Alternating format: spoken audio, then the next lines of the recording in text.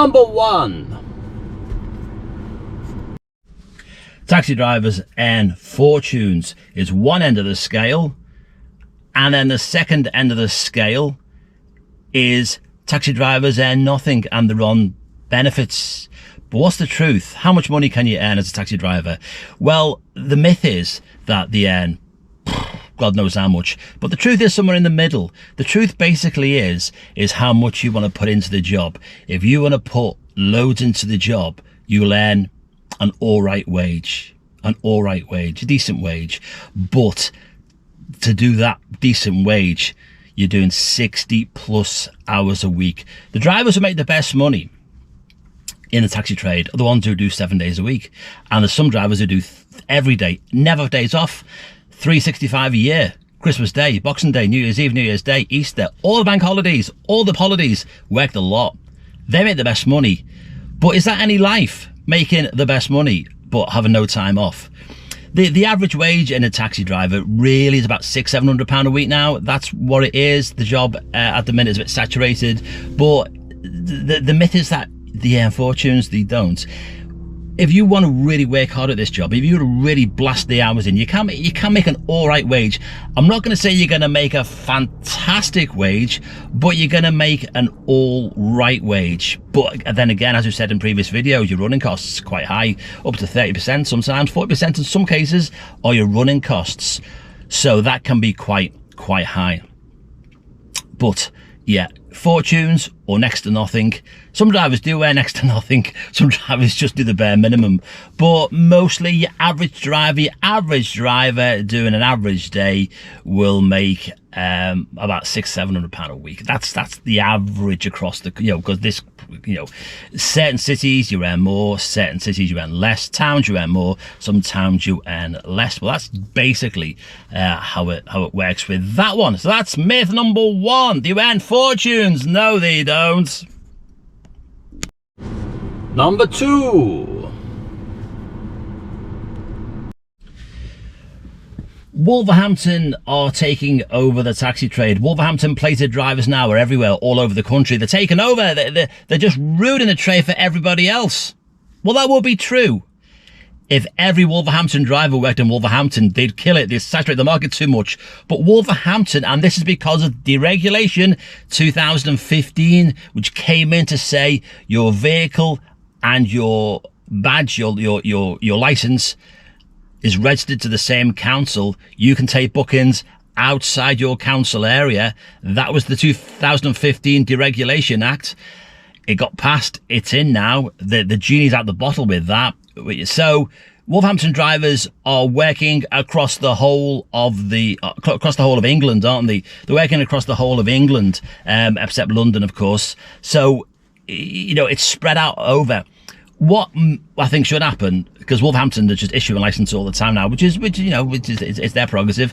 Other councils aren't, but other councils are doing knowledge tests still, which will be phased out eventually by everybody, I think. But what they should be is a national taxi licensing authority, which issues licenses for every driver in the country. If they did that and make you being able to work anywhere, because deregulation's, that's basically what it is now with deregulation. Basically now you can work anywhere. Uber has exploited that to the max, because Uber drivers are working everywhere. I'm in the Northwest, but I can work East and West Midlands.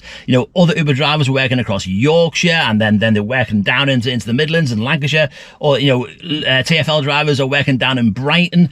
So it's literally, you're not going to go back. 2015, that was the massive watershed moment for the trade. That coming in has altered the trade completely. But Wolverhampton drivers aren't taking over. They're working across the whole of England. And different councils and make it harder to get a license. Wolverhampton has made it very easy to get a license. And these Wolverhampton licensed drivers don't live in Wolverhampton. They live in your local area and work your local area. The only reason they got Wolverhampton badges on, because it's so easy to get a badge. That's why bring in a national taxi, easy for me to say, taxi licensing authority, and then have national compliance, which means that every cab and every driver has to be to the same standard throughout the country, not how it is now with like your Wolverhampton, or maybe your Sefton, or maybe, you know, your Manchester, maybe your Stoke licenses. All different compliances have it one huge national compliance, and have teams of compliance officers who just make sure every car and every driver is up to the standard. Right.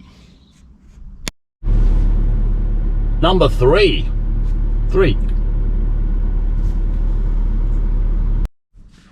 And the old chestnut, which has been around since I've been around doing this job, 25 years. Jesus. There's too many drivers. Well, is there? Now, what you don't see when you're driving around on the road is how many drivers have got the license and got the badge, but never use it. Use it as a backup, just in case one day, you know, they may well fall on hard times, have to go out and try and, you know, do another job. You know, a lot of drivers use it as a backup. There are drivers who leave the job every week. Drivers join, but drivers leave. So, you know, the overall, there are a lot of drivers on the road now. Because during COVID, no drivers on the road. And if you worked just after COVID, you had a field day, because that was like going back in time, because it was busy. 7 days a week was busy just after COVID, because there was so few drivers on the road.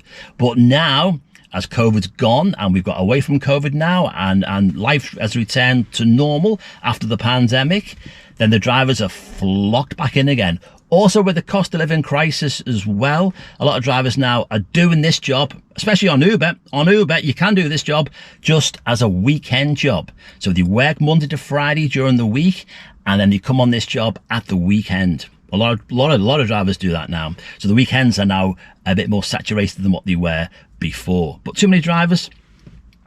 No, it's always moving about, innit? If you work in one area, if you work in an area and it's saturated with drivers, especially if you're on Uber. Now, if you're on a base company, you can't, because you're stuck in that base company working area. But if you're on Uber, you move out the area and keep moving about. I know you're doing dead mileage, but sometimes it can balance out. Not always, because the job sometimes just can be a lottery. It can be a lottery. When it's quiet, it's about luck. Just about luck. Sometimes you can hit jobs brilliantly, other times you'll grind it out. But it's just, when it's quiet, it becomes a long, drawn out process. Another thing as well. Now, this is what sometimes does fascinate me as well. Now, I do this job because I've done it a long time, but I haven't got a trade. You know, if you have a trade, like if you're a plumber, if you're a bricklayer, if you're a spark, you know, if you've got one of these proper time-served trades and you're driving a cab, why are you driving a cab? Because you can make a hell of a lot more money doing your trade than doing this job.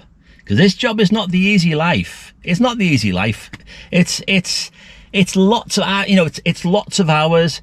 It's boring. Let's not forget, this job is boring more than anything else in the world. It's monotonous. It's the same over and over again. Hello, hi, people in the car. Hello, how are you? Hello. Small talk in the car. If you do small talk, some drivers don't say anything in the car. And the latter, I do talk quite a lot in the car. But that's just to keep the boredom factor at bay, because this job is boredom. It's really boring. And when you lose motivation for the job, it's really hard to get it back. And at the minute, I've had a bit of time off. I've come back onto the job now, and my motivation levels are low, are really, really low. So I've got to build them back up again. And it's hard. But if you got a trade, if I had a trade, if I was a bricklayer or a plumber or an electrician, no way. Or if I had a HGV license, I wouldn't be doing this job. Honestly, if I'd, or a bus license, PSV license, I wouldn't be doing this job. I wouldn't. And the reason why I wouldn't be doing this job is because I'd have a regular wage coming in. Okay, I can be self-employed as a plumber, a bricklayer, a sparky, you know, but you'd make a load more money than doing this job. Now, I know in the recession of 2008, drivers came on this job because the building trade had collapsed. It did, it collapsed. And tons of drivers came on, tons of blokes who were builders, plumbers, plasterers, all that, all the trades, went and got the licenses. I saw it firsthand. The company I was with at the time in 2008, every Monday there's a queue of drivers with the welcome packs, welcoming them to the job, all coming on brand new to the job. And you think, yeah, this job, you know, it's great. You can work whenever you want to work for yourself. But if you want to make a decent living in this job, you're really working, you're working a lot. You're not taking it easy. It's not the freedom as what you think it may be. This job is not a freedom job. This job is a hard grind. If you're renting your car as well, it's a hard grind. Even if you buy your car, your vehicle, you own the vehicle, but you're always at that risk of a big breakdown or a big repair bill. If you're driving a diesel car, clutch and flywheel may go. That's not cheap. You know, your coil spring might pop off. Your car gets hammered. It's not like driving the family saloon car. Your car is under pressure every day. That's why, in my opinion, as a full-time driver, it's best to rent your car. Hot in here. It's best to rent your car, but you got to be doing full-time hours. So, you know, too many drivers on the road. There's not too many drivers on the road. It feels like that at times when it's quiet, but when it's busy, it doesn't. Because when it's busy, there's still people who ring for a cab or press on the app, and it takes a little bit of time to get it.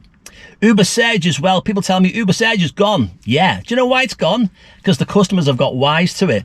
Now, if you go on your Uber app, like especially around football stadiums. Now, around football stadiums used to be Surge Central. Surge Central around football stadiums because everyone's on the app. Oh, bang. All new. Uber was new. No one knew how it really worked. All banging on the app there. Banging on. Pressing any rate, you know, a 5 mile job, £30, you know, £40. Ridiculous. But now, because Uber's been around a while now, the customers have got wise to it. And what they do now, go on the app. Ooh, that's a surge price. Tell you what, we'll come off the app for 5 minutes. Wait. And because there's more drivers now pushing into these areas, especially when there's an event on, like a festival or a football match. When there's an event on, it does bring drivers in, a lot of people in, but the customers, they're wise to it now. Oh, hang on a minute, it's showing £30. I'll give it 5 minutes. Oh, it's back to £5 now. That's what they're doing. So that's why Surge is sort of a thing of the past.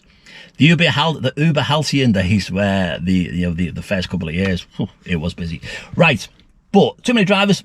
No, because it's always like that. It's always like that. Sometimes it feels like that. In certain areas, yes, there are too many drivers. Like if you're in a city, sometimes there are too many drivers in certain areas of the city. I know I'm from Liverpool originally.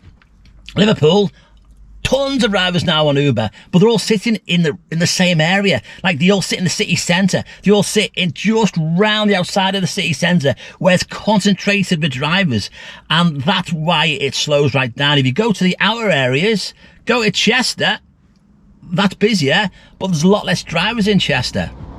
You know, and that's how it works. Or if you're Stoke Central, rammed in Stoke Central, so many drivers there. Manchester city centre, all crammed in. If you go into Rochdale or Oldham, you'll go into Bolton, you know, you'll get jobs a bit quicker. Just got everyone sits together. There's a lot of drivers sit thinking, oh, I'll sit in the city centre, it's a busy area, I'll sit there. It's not. Spread out. The motto is, and you are doing dead mileage. Yes, people, are you doing dead mileage? Yes, you are. But you're hoping that it compensates by the end of the shift. Not always, but sometimes it does. Right. Thank you for watching this video. Give it a thumbs up, a like, and if you're a tradesman and you got your city and guilds and all that, and you're doing this job, comment down below why you're doing it, because if I just